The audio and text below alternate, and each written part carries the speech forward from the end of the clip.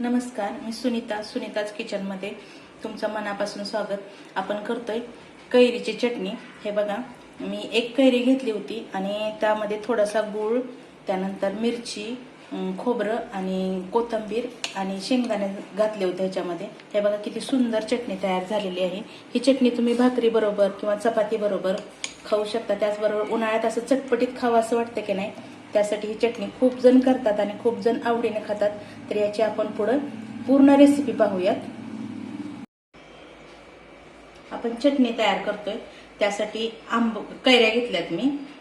त्यातली एकाच कैरीचे मी करणार आहे. आणि त्याचबरोबर फ्रेश कोथिंबीर घेतली, खोबरं घेतलंय, 3 मिरच्या घेतल्यात, लसूण पाकळ्या घेतल्यात आणि शेंगदाणे घेतल्यात. तुम्हाला जर शेंगदाणे घालायचं नसेल तर तुम्ही घालू न शकता आणि घालायचं असेल तर घालू शकता. त्याचबरोबर 1 चमचा फक्त गूळ घेतलेला आहे. आता हे आपण कैरीची थोडीशी साल काढून घेऊया आणि कट करून घेऊया. हा देठ कट करून घेऊयात आपण. आणि वरची थोडी साल थोडी काढून घेऊयात. हे बघा, साल काढून घेतली. वरची थोडी राहिली तर काय फरक पडत नाही. आपण हे आता कट करून घेऊया.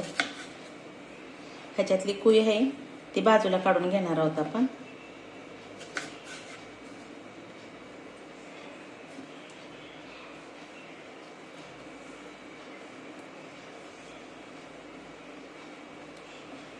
आणि ह्याचे फक्त बारीक तुकडे करणार आहोत आपण.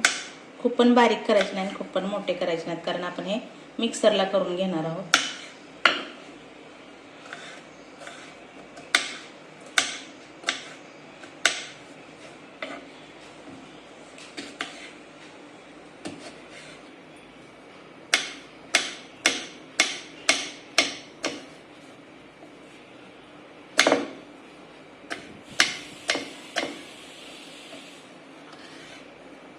तुम्ही ह्याच्यापेक्षा मोठे काप केले तरी पण जमू शकेल. आता हे सगळं साहित्य आपण मिक्सरला लावून घेणार आहोत.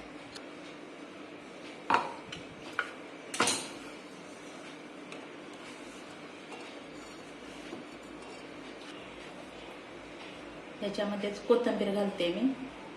त्याचबरोबर 3 हिरव्या मिरच्या घालते, 8-10 लसणाच्या पाकळ्या घालते, थोडंसं खोबरं घालते. तुम्ही ओलं खोबरं घातलं तरी चालू शकेल. आणि थोडंसं शेंगदाणे घालते भाजल्याने. आणि याच्यामध्येच आपण गूळ पण मिक्स करणार आहोत. आणि 1 चमचा मीठ यातच घालणार आहोत आपण. आणि खूप बारीक करायचं नाही, ओबडधोबड आपण हे करून घेणार आहोत. आता हे बघा, मिक्सरमधून आपण काढलेलं आहे. बघा, खूप सुंदर असं झालेलं आहे. आपण एका बाउलमध्ये काढून घेऊया.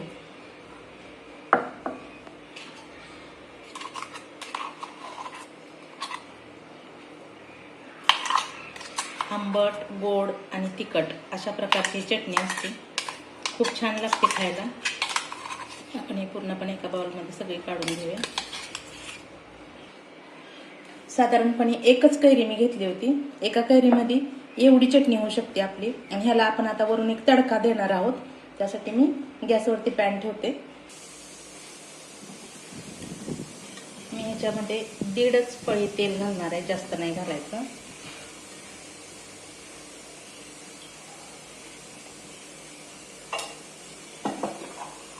त्याच्यामध्ये थोडंसं जिरं घालते,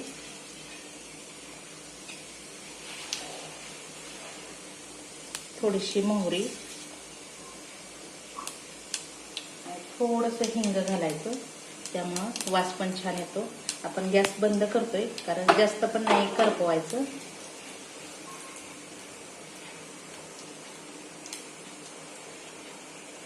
आणि ह्या चटणीवरती आपण वरून टाकणार आहोत.